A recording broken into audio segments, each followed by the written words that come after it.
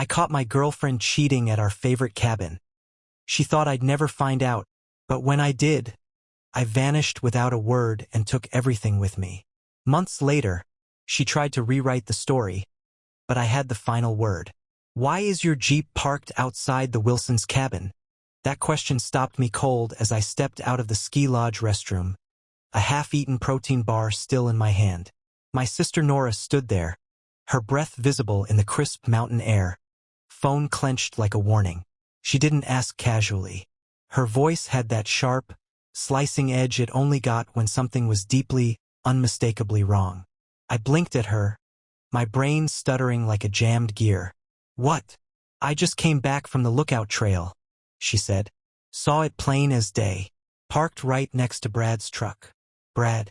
That name made my ears ring. Brad Wilson. The guy Erin swore was just a buddy from the climbing gym. The guy she'd mentioned so offhandedly, so many times, with that little dismissive wave she used whenever I asked too many questions.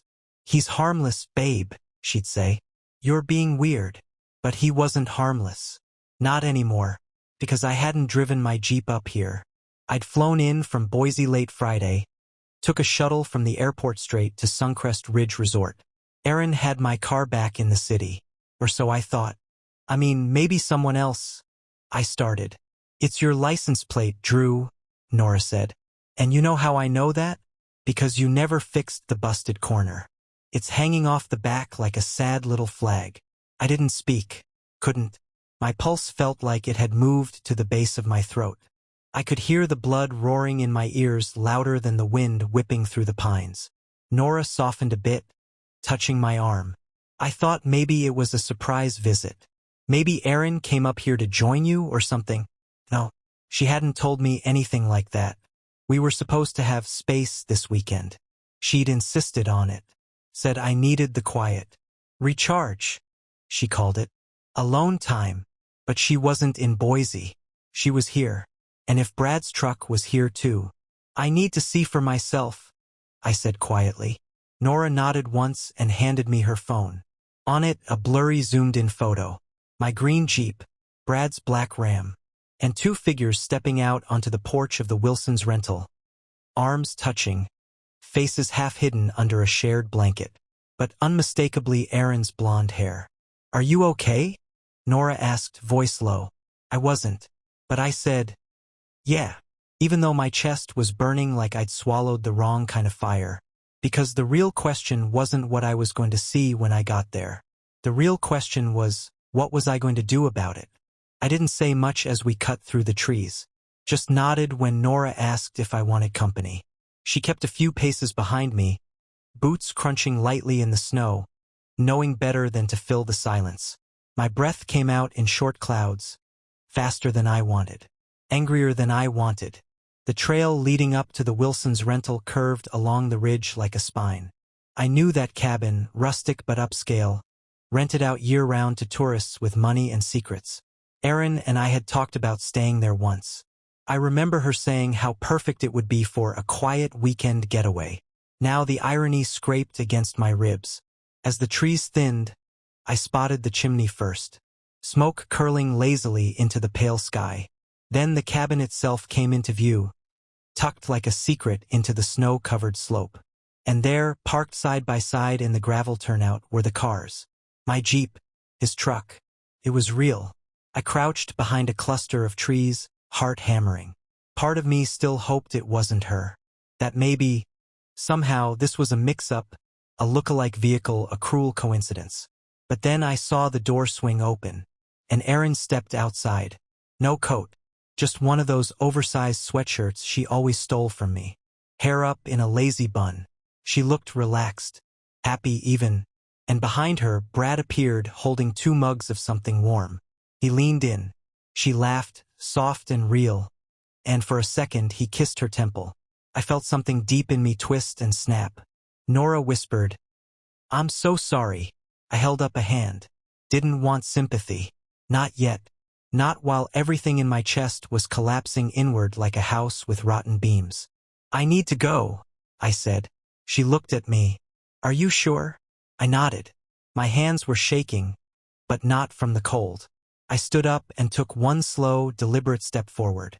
Then another, and another, until I was out of the trees, standing full view in front of the cabin. They didn't see me at first. Not until Erin turned with her mug, eyes landing on me like I was some ghost that had wandered in from another reality. Her face froze. Brad's smile dropped, and I stood there, still as stone, while the snow fell softly around us. "What are you doing here?" Erin said finally, voice barely above a whisper. I opened my mouth, closed it again. There were too many things I wanted to say, and none of them were safe to speak.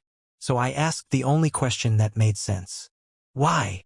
"Drew, wait," Erin stammered, stepping down from the porch. The mug in her hand trembled. "This isn't what it looks like." It was almost laughable. Almost. "Really?" I asked, my voice calm in that dangerous way people get when they're past the point of yelling. "Because it looks exactly like what it looks like." Brad had the decency to stay behind her, silent, his jaw tight. I could see the panic brewing behind his eyes, like a man who realized he'd built his entire escape route on ice. "Please," she said, reaching out. "I wasn't planning. This wasn't. Brad just invited me up for the weekend and I—" "And you what?" I cut in. "Borrowed my car to go cheat on me at the place we talked about vacationing together?" The silence that followed was thick. Nora had stopped a few steps back, arms crossed, watching, ready if I needed her.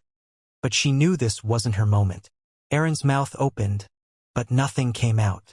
"Tell me the truth," I said. "How long has this been going on?" She hesitated, and in that pause I got my answer. Longer than I wanted to know. I nodded slowly. "Right? I didn't mean for it to get serious. But it is serious." She didn't deny it. And that's when something in me let go. Not in a fiery, explosive way. Just a quiet collapse. Like I stopped carrying something I hadn't realized was heavy until it was gone. "You know," I said, "you could have just told me. You didn't have to burn it all down like this. I didn't mean to hurt you." I gave a small, hollow laugh. "That's the thing about betrayal. No one ever means it." Brad finally stepped forward, trying to salvage the moment. "Drew, look man, this wasn't planned. We didn't." "You don't owe me an explanation," I interrupted. "But you do owe me keys." He looked confused. "The Jeep," I clarified. "It's mine." He fumbled in his pocket and held them out. I took them without another word. Turning away, I walked back toward the trail where Nora waited. "You okay?" she asked gently. I stared ahead at the snow, my voice dry. "Not even close." We walked in silence. About halfway back to the resort, she asked, "What are you going to do?" I stopped walking. I had no job tying me to Boise right now. No relationship. No reason to keep letting people like Erin take up space in my life. And suddenly, I saw a fork in the road. Not literal, but emotional. I could go back home, pack up, pretend like this was a bump in the road. Or I could do something different. Unravel everything. Let this betrayal be the beginning of something, not the end. "I think," I said slowly, "I'm gonna drive." "Drive where?" I shrugged. "Wherever the road takes me." And for the first time in a long time, that didn't scare me. I didn't go back to my cabin that night. I didn't check out, didn't collect my bag, didn't even leave a note. I just drove. The Jeep roared to life like it had been waiting for me. Like it knew. I hit the mountain roads hard, tearing through switchbacks under a sky stuffed with stars I didn't bother appreciating. Rage and grief have a way of dulling beauty. By dawn, I was halfway across the state line, parked in some dusty gas station lot with a stale muffin in my lap and 37 unread messages on my phone. I didn't read a single one. They came in bursts. Some from Erin, "Please just talk to me." Others from Brad, "Man, don't blow this out of proportion." And the worst were from mutual friends who had no idea what happened but clearly knew something had gone down. I turned off my phone. That was the beginning of what I now call ghost mode. No calls, no texts, no contact. I didn't tell anyone where I was going. Not Nora, not my boss, not even my landlord. I just drove, slept in the Jeep, ate gas station meals, Played old CDs from high school until they sounded like static. It wasn't a plan, it was escape disguised as freedom. And still, it didn't stop the memories. I kept seeing Erin's face when she spotted me outside that cabin. That look of guilt masquerading as surprise. And the voice in my head wouldn't shut up. What did you miss? What signs did you ignore? I replayed every conversation. Every "he's just a friend." Every time she flinched when I mentioned future plans. And worse, every time I defended her. I let it all slide. I told myself I was being secure, mature, trusting. Turns out I was just being lied to, on a timeline I was never allowed to know. For days into ghost mode, I got a call from Nora. She was the only one I hadn't blocked. I didn't answer, but she left a voicemail. "Drew, I just saw Erin's post. She made it public. Said you disappeared on her. People are commenting like you ghosted her. Call me, please." I stared at the screen until it dimmed. Then I finally turned the phone back on. That's when the dam broke. There were dozens of notifications. Erin had posted a photo, an old one, of the two of us smiling at some lake, her caption reading, "Love doesn't always work out the way we hope. Please be kind. Some people walk away without warning." Comments poured in. "You deserve better, girl. So sorry you're hurting. He doesn't know what he lost." Wow. I always got weird vibes from him, TBH. It was surreal. She was flipping the narrative, and I wasn't even there to defend myself. Brad didn't even get a mention. Just erased. That's when I realized something. The truth doesn't matter if the lie gets posted first. So I did something I hadn't done in days. I posted, too. No rage. No names. Just one photo. My Jeep. Her handprint still fogged in the window from that cabin porch. Caption: "Some people love the getaway more than the one who gave them the keys." And then I logged off again. But not before seeing the first like. Brad. That was the moment I knew they weren't ashamed. They were building a version of the story where I was the one who vanished, the one who gave up. It didn't take long for more fallout. My boss called. "You okay, man?" Erin said you were dealing with something personal. So she was reaching out to him now? "Yeah," I said flatly. "Just needed time." "Well, take a bit more." HR's asking questions. She sent them a message about your mental state. Said she was concerned. I hung up before I said something I couldn't take back. She wasn't just rewriting the story. She was setting it on fire and handing me the matches. I didn't plan on going home. I figured I'd let my lease expire, toss my stuff in a storage unit, and figure out the rest on the road. But then Nora sent me a screenshot. It was Erin's new post. A video. Her crying in her car. Shaky camera. Red eyes. That awful whisper voice people use when they want sympathy without saying anything real. "I just want everyone to know I've never been the kind of person to cheat," she sniffled. "But when you feel unseen for so long, sometimes you reach for someone who listens." She didn't say my name. She didn't have to. The comments were a feeding frenzy. People I barely knew were suddenly experts on my flaws. One said I was emotionally withholding. Another claimed they heard things about me from Erin way before all this. One guy even posted, "Brad's a good dude. He wouldn't move in unless she was already single." I'd officially become the villain in a movie I never auditioned for. That night, I broke ghost mode. I pulled into town and went straight to my apartment. It looked smaller than I remembered. My plants were dead. Mail stacked like bricks on the floor. I sat on the edge of my bed for a long time before reaching under it for the box. The box of everything. Letters. Photos. A concert wristband. The keychain I bought her in Denver. The note she once taped to the mirror that said, "You make the world feel safer." All of it went into a black trash bag. But I kept the key to the Jeep. Because that Jeep took me out of hell. I spent the next hour clearing out my accounts. Streaming passwords. Email logins. Shared cloud folders. I backed up what mattered and nuked the rest. Then I opened notes and wrote one thing. "Let's both tell our own stories. I just hope yours comes with a receipt." And I posted it. One last time. After that, I blocked her. Not out of pettiness. Out of peace. Then I drove to the overlook above town. Same spot where Aaron and I once watched a meteor shower, wrapped in one sleeping bag. This time I was alone. And you know what? Felt cleaner that way. A week after I burned it all down, I got a call from a guy named Matt Rivera. He was one of Brad's coworkers, someone I barely knew beyond the occasional awkward handshake at parties. He called out of the blue while I was eating a gas station sandwich off the hood of my Jeep. "Hey, Drew. I wasn't sure if I should say anything, but I saw your post, and, I think you should see something." I braced myself. Another fake apology? Some twisted sympathy? Instead, Matt sent screenshots, group texts, Slack messages. One thread from 6 months ago. 6. Where Brad bragged about finally convincing Erin to take a break from her Boy Scout. In one, he joked, "If I get her to that ridge cabin, she'll never go back." I just stared at it. No air in my lungs.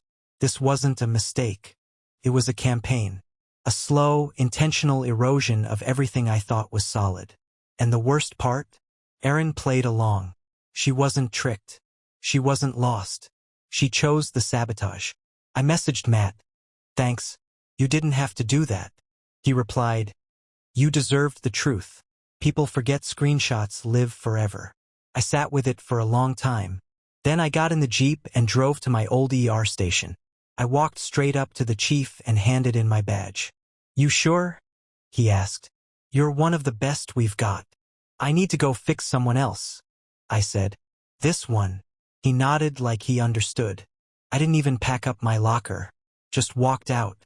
I stopped by Nora's on the way out of town. She hugged me like she didn't want to let go. "Where will you go?" she asked. "South," I said. "Somewhere warmer.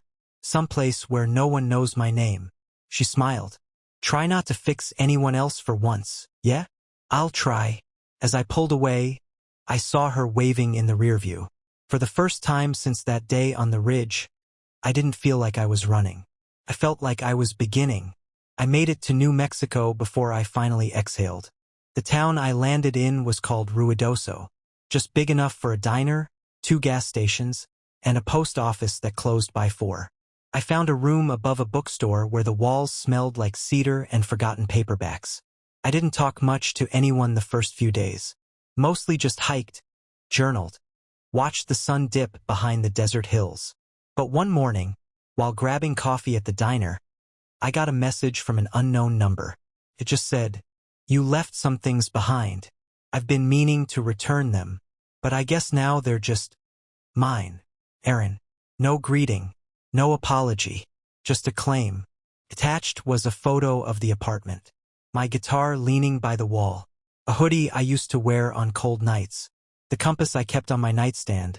A gift from my late uncle that I always took on trips. Except this time. That hit harder than I expected. I stared at it for a long while, then set my phone down. A waitress named Jessa noticed. She poured me more coffee and said, "You look like someone just realized the storm didn't pass. It just moved indoors."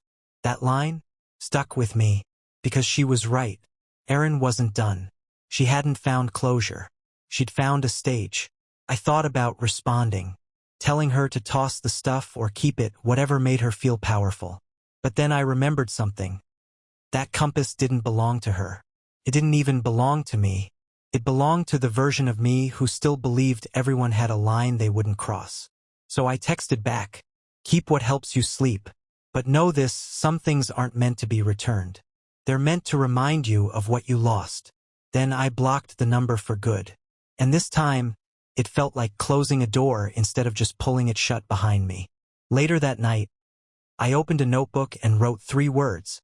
"You survived betrayal." Underneath that, I added, "Now build something no one can take from you." 3 months later, I was still in Ruidoso. I hadn't planned to stay that long, but something about the silence there felt medicinal. I got a job fixing up old trails for the Forest Service. Nothing glamorous, just honest, physical work. I liked that it didn't ask for my past. Just my hands, my time, and a willingness to start early. One day, while clearing debris from a trail near the ridge, I saw a couple hiking toward me. They stopped to ask for directions, smiling, holding hands. She had his hoodie tied around her waist. He carried their water like it was second nature. It should have stung. But instead I felt detached. Not bitter. Not sad. Just aware. They weren't her. And I wasn't the guy who needed that anymore. Later that night, I found the compass Aaron kept in that photo. An exact copy, at a local thrift shop. Beat up, scratched, probably someone's forgotten relic. I bought it anyway. Not because I needed to replace the old one, but because I wanted to carry something forward that didn't belong to her story. A week after that, I got a letter at the bookstore. No return address. Just one sentence written in looping cursive. If I said I never loved you, would you believe me? I read it twice, then fed it to the fire pit behind the cabin. Because it didn't matter anymore. Whether she meant it or not wasn't my burden to carry. Some wounds stop bleeding before you realize they've closed. Some people fade from your life not with a bang, but with a shrug. I stood by the fire, watching the paper curl to ash, and said the last words I'd ever give her. Out loud. Just once. Not anymore. Update 6 months later. Nora visited last week. She brought her new boyfriend, a kind-faced nurse from Spokane who calls her Red because of her hair. We laughed more in that weekend than we had in years. She asked if I'd ever go back. I told her maybe, but not as the man I used to be. And the Jeep? Still running strong. Still mine. It knows the road. Knows how to carry weight without complaint. Just like I do now. I didn't get the closure I wanted. I got something better. The silence of knowing I don't need it anymore.